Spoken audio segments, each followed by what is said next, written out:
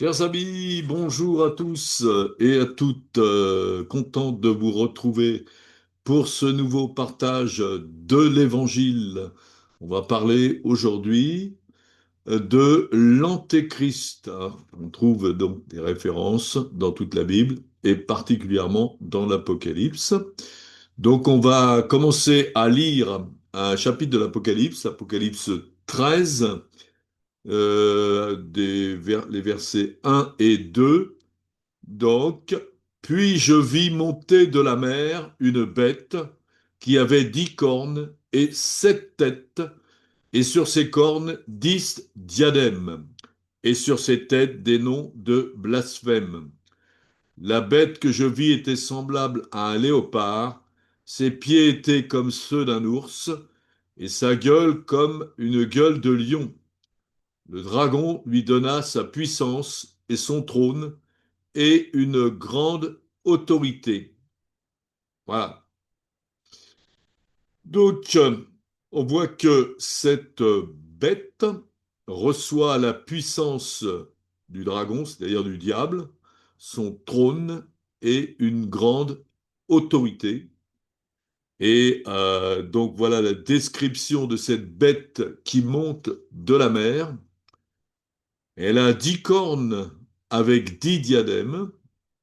Donc diadème est une couronne avec la dignité royale. Et les couronnes représentent des rois de la terre. Donc, comme nous dit aussi le prophète Daniel dans l'Ancien Testament, 7,24, les 10 cornes, ce sont 10 rois qui s'élèveront de ce royaume. Donc, les 7 têtes représentent 7 puissances mondiales, et donc avec les noms de blasphème qui représentent les démons qui influencent ces puissances. Et cette bête qui vient de la mer, eh bien, représente le monde des humains. Voilà. Il y a aussi une identification avec les animaux, hein, comme le léopard, l'ours, le lion. Eh bien, ces 3 animaux sont mentionnés également dans le livre de Daniel. Donc 7, 33, et 4 grands animaux sortirent de la mer, différents l'un de l'autre. Le premier était semblable à un lion, donc on retrouve le lion avec des ailes d'aigle. Je regardais jusqu'au moment où les ailes furent arrachées. Il fut enlevé de terre et mis debout sur ses pieds comme un homme, et un cœur d'homme lui fut donné. Et voici un second animal était semblable à un ours, et il se tenait sur un côté. Il avait 3 côtes dans la gueule entre les dents, et on lui disait, lève-toi, mange beaucoup de chair. Après cela, je regardais, voici un autre était semblable à un léopard, et il avait sur le dos 4 ailes comme un oiseau. Cet animal avait 4 têtes, et la domination lui fut encore donnée. Donc, il y a un point commun avec le passage de Daniel dans l'Ancien Testament qui nous annonce toutes ces choses-là des siècles avant la venue de Jésus-Christ. Et alors, donc, il y a une analogie avec des animaux qui peuvent aussi, enfin, cette analogie peut nous éclairer sur la provenance de ces royaumes. Par exemple, le lion, qui représente l'empire babylonien, l'ours, plutôt la Russie, les léopards, l'Afrique, etc. Donc, ça peut nous aider à comprendre d'où viennent ces puissances. Voilà. Donc, alors, derrière tout ça, évidemment, derrière cette bête, on trouve Satan, hein, et voilà, donc on va lire, on continue à lire Apocalypse 13, verset 3, et je vis l'une de ces têtes, donc un de ces royaumes, comme blessé à mort, mais sa blessure mortelle fut guérie. Et toute la terre était dans l'admiration derrière la bête, et ils adorèrent le dragon parce qu'il avait donné l'autorité à la bête, et ils adorèrent la bête en disant, qui est semblable à la bête et qui peut combattre contre elle?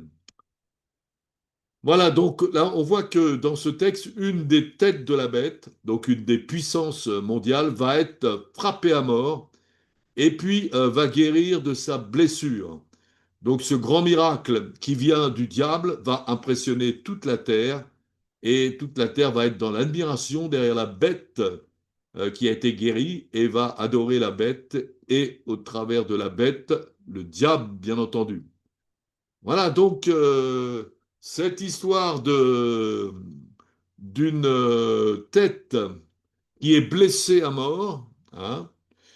Voilà, ça pourrait nous rappeler des choses historiques. Par exemple, quand on voit que l'URSS a été cette puissance mondiale qui a été blessée, on dire à mort, hein.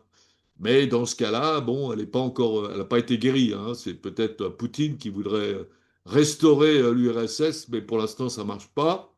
Donc, c'est peut-être pas ça.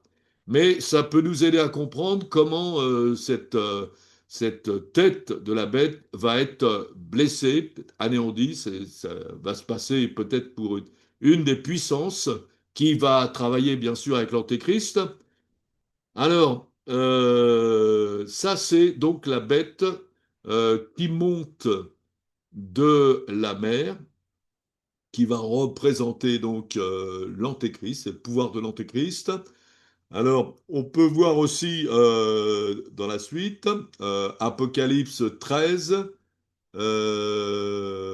verset 5, il est dit, il lui fut donné une bouche qui proférait des paroles arrogantes et des blasphèmes. Il lui fut donné le pouvoir d'agir pendant 42 mois. Donc 42 mois, ça fait 3 ans et demi. Voilà, la puissance de la bête, donc de l'antéchrist. Son action va durer 42 mois, c'est-à-dire 3 ans et demi. Hein, on peut dire la moitié de la grande tribulation, qui dure 7 ans. Voilà. Et donc, on va voir aussi un autre aspect de l'Antéchrist. Et donc, alors, on continue avec toujours le chapitre 13, verset 6. Alors, la bête, elle, ouvrit sa bouche pour proférer des blasphèmes contre Dieu, pour blasphémer son nom et son tabernacle, et ceux qui habitent dans le ciel. Il lui fut donné de faire la guerre aux saints et de les vaincre. Donc les saints, c'est les chrétiens nés de nouveau. Ils sont sur la terre. Et il lui fut donné autorité sur toute tribu, tout peuple, toute langue et toute nation. Donc une autorité mondiale et un gouvernement mondial. Et tous les habitants de la terre l'adoreront, ceux dont le nom n'a pas été écrit dès la fondation du monde dans le livre de vie de l'agneau qui a été immolé. Hein, l'agneau immolé, c'est Jésus. Si quelqu'un a des oreilles, qu'il entende. Si quelqu'un mène en captivité, il ira en captivité. Si quelqu'un tue par l'épée, il faut qu'il soit tué par l'épée. C'est ici la persévérance et la foi des saints. Donc on va voir que cette bête va proférer des blasphèmes contre Dieu, contre son nom, son Église et tous ceux qui sont au ciel. Et cette bête-là va faire la guerre aux saints et les vaincre. Hein. Donc parle des saints qui sont sur la terre. Et comment elle les vaincra? On a un petit peu un détail qui nous aide à comprendre. Donc il est dit, certains des saints iront en captivité, donc il y a des gens qui seront mis en prison pour leur foi, certains des saints seront tués, d'autres qui périront par l'épée, qui seront martyrs. Mais il y aura évidemment une, euh, une vengeance de Dieu à ce niveau-là. Voilà, donc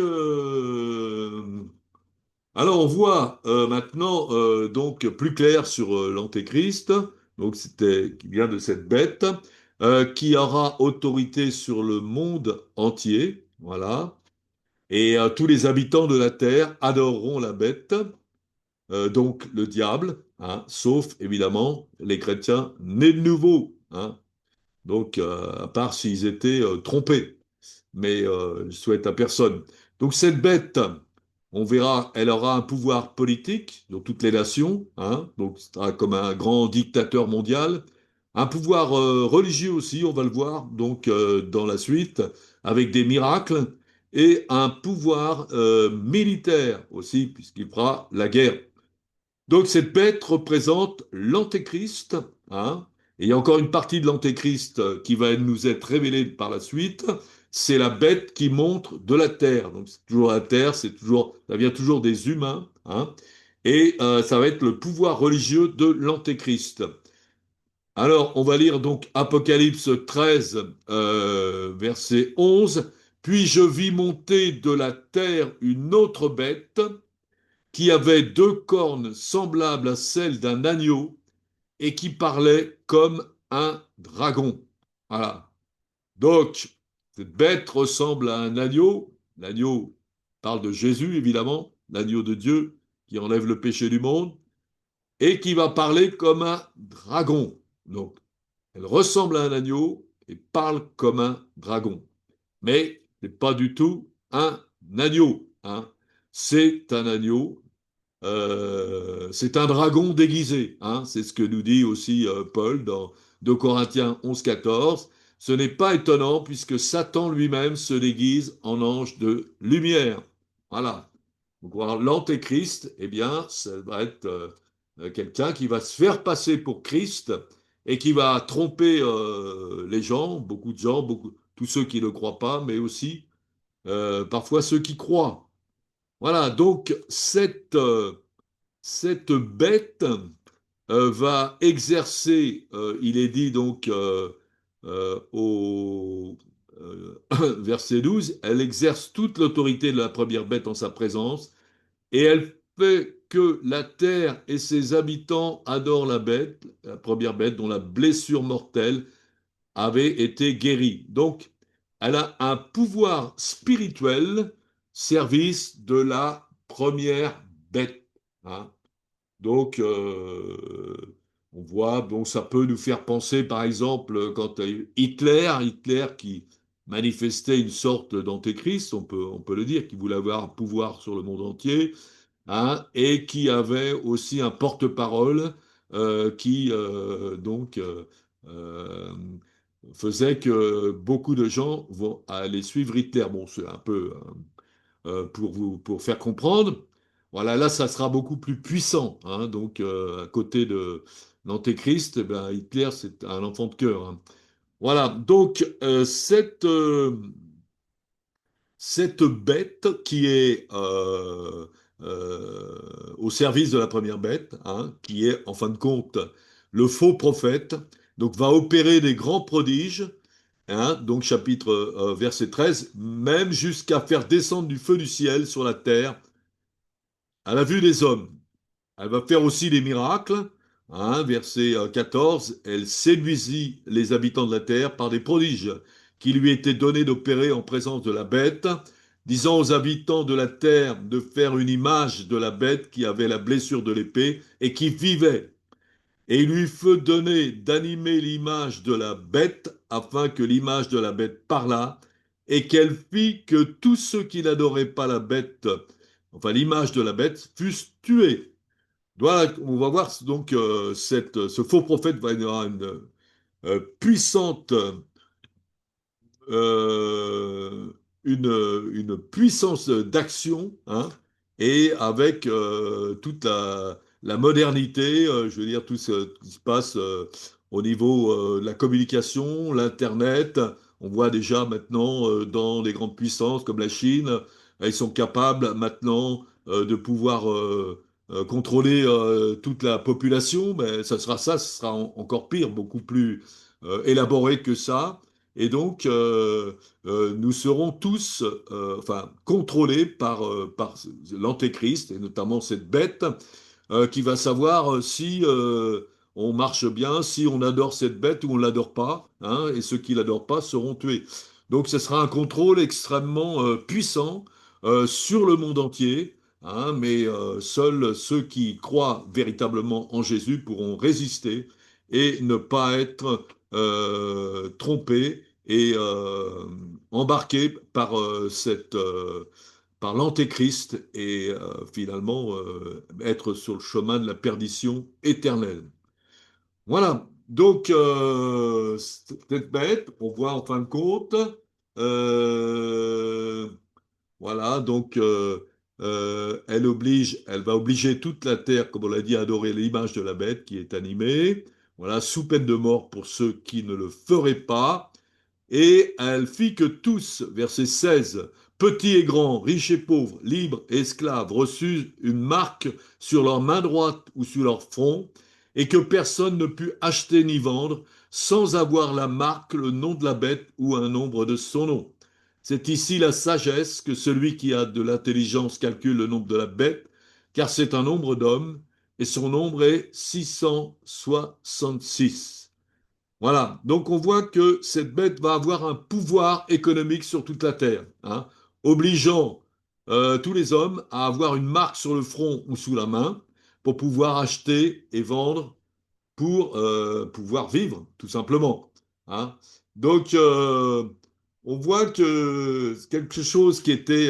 bon, l'Apocalypse a été écrit il y a 2000 ans, mais donc à l'époque, bon, on ne pouvait pas trop comprendre cette chose-là, une marque sur le front ou sur la main qui nous permet d'acheter et de vendre. Voilà, mais maintenant, évidemment, avec tout ce qu'on sait, avec les puces qu'on peut implanter dans la main, dans le front, qui peuvent servir de carte bancaire. On comprend comment ça peut marcher, donc tout sera contrôlé. L'économie sera complètement contrôlée. Voilà. Voilà, et donc il dit aux chrétiens évidemment de surtout ne pas se faire faire une marque sur le front et sur la main.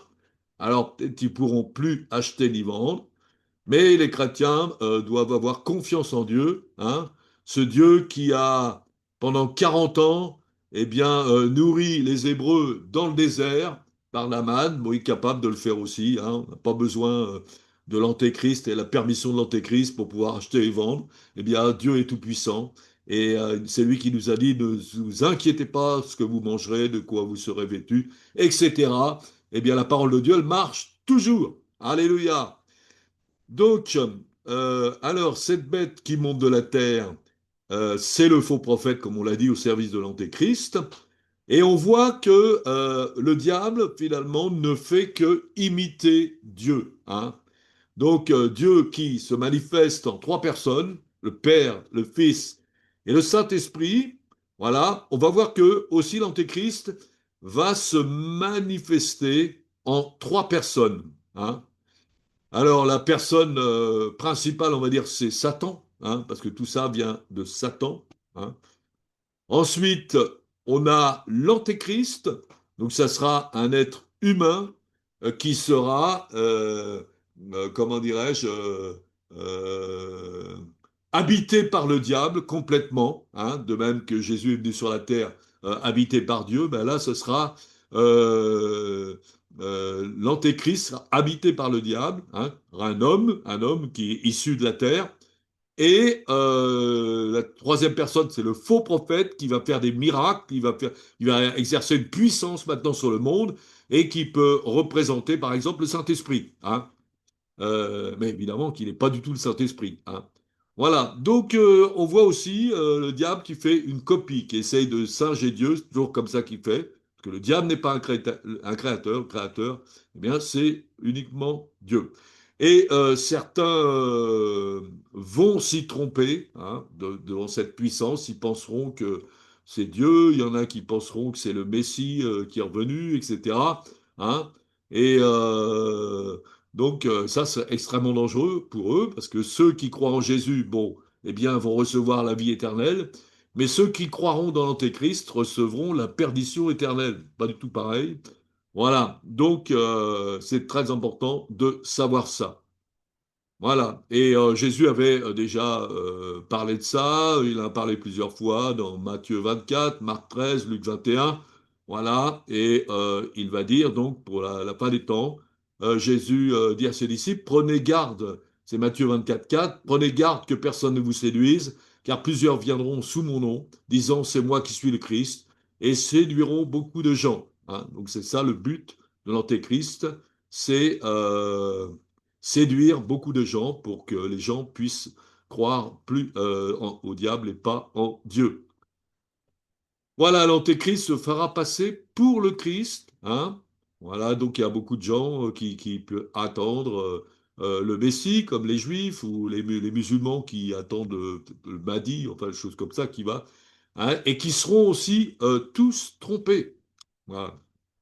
Donc, il faut bien faire attention. Matthieu 24 aussi qui nous dit, si quelqu'un vous dit le Christ est ici ou il est là, ne le croyez pas, il s'élèvera de faux Christ, de faux prophètes, ils feront de grands prodiges et de miracles, donc comme on a vu tout à l'heure, au point de séduire, s'il était possible, même les élus. Donc il existe un risque quand même pour les élus, les chrétiens de nouveau, d'être trompés. Voilà. Et puis il y aura aussi, bon, bah, de toute façon, ça a déjà commencé, hein, comme le temps de l'Antéchrist se manifeste par beaucoup de tribulations, des guerres et des famines. Ça a déjà commencé, tremblement de terre. Hein, il y en a aussi plein. Voilà, les chrétiens subiront des tourments, c'est vrai, dans beaucoup de pays. Il y aura des martyrs où tous seront haïs de toutes les nations à cause du nom de Jésus. Et en tant que chrétiens, eh bien, nous devrons persévérer jusqu'à la fin avec l'aide du Seigneur, évidemment. Voilà.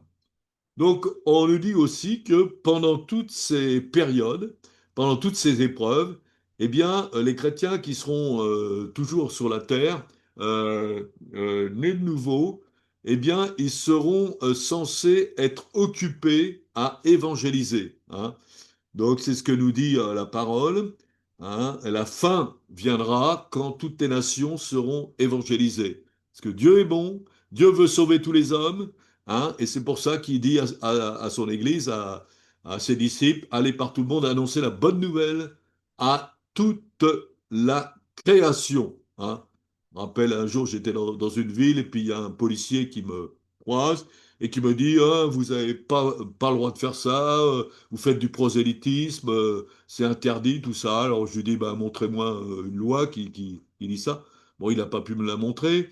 Et puis, il me dit, bah non, arrêtez de faire ça. Je lui dis, je m'excuse, mais moi, mon patron, il s'appelle Jésus, hein, et c'est lui qui nous a dit, allez par tout le monde annoncer la bonne nouvelle à toute la création. Alors, je préfère obéir à Dieu plutôt qu'aux hommes. Alors le policier qui est quand même catholique, donc croyait un peu, bah, il n'a pas su quoi dire. Hein. Et ça, c'est important. Donc évidemment, ce sera peut-être plus difficile pour nous d'évangéliser, mais il faudra du courage, il faudra le faire parce que c'est un ordre de Jésus. Voilà. Donc ça c'est l'antéchrist, hein, qui donc aura une période euh, où il va dominer, où il va pendant, comme on l'a dit, 3 ans et demi.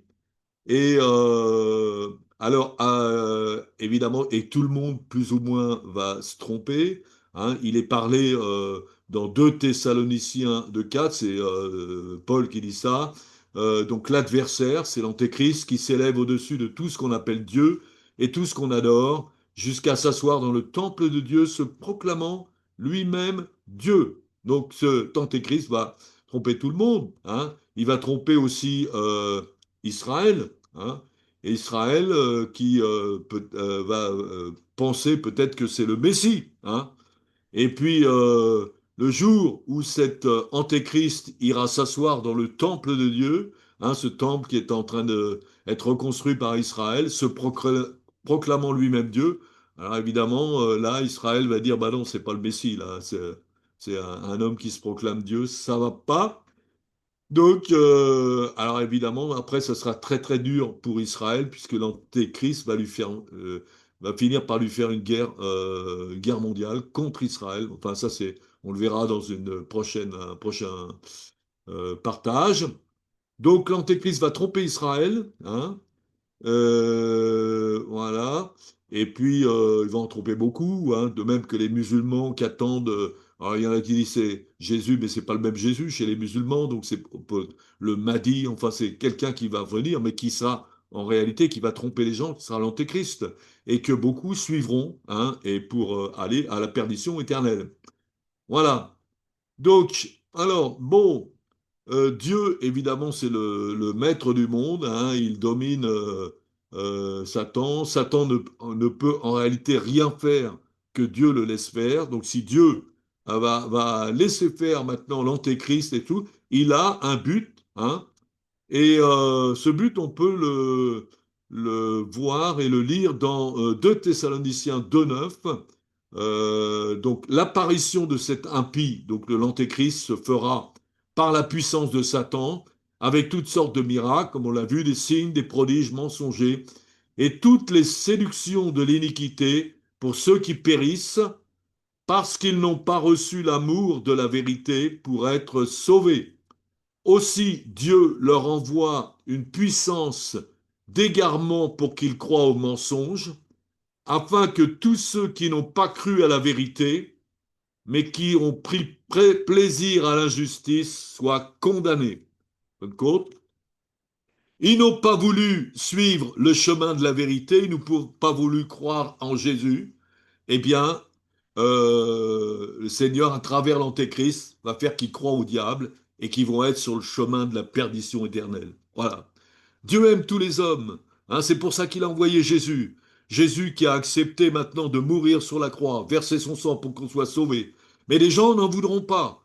Alors Dieu enverra aussi pour d'autres, eh bien, l'Antéchrist qui va, lui, les perdre pour l'éternité, donc les emmener sur le chemin de la perdition éternelle. Bon, alors prenez, prenez pas le mauvais chemin, prenez le bon chemin. Voilà, croyez en Jésus, même si c'est difficile, hein. Celui qui persévérera jusqu'à la fin sera sauvé. Et puis continuons, nous les chrétiens, à annoncer l'évangile à tout le monde, parce que Dieu veut encore sauver tout le monde. C'est possible, jusqu'à la fin, hein. Donc, il y a encore beaucoup de gens qui connaissent pas Jésus, qui n'ont pas entendu l'évangile, qui n'ont pas entendu le message du salut. Donc, allez-y. Que le Seigneur vous bénisse abondamment. Soyez remplis du Saint-Esprit, soyez visités, fortifiés maintenant au nom de Jésus et continuons notre ministère de réconciliation pour apporter la bonne nouvelle au monde entier au nom de Jésus. Voilà. Merci beaucoup de m'avoir écouté et que le Seigneur vous bénisse maintenant durant toute cette semaine et à très bientôt. Voilà.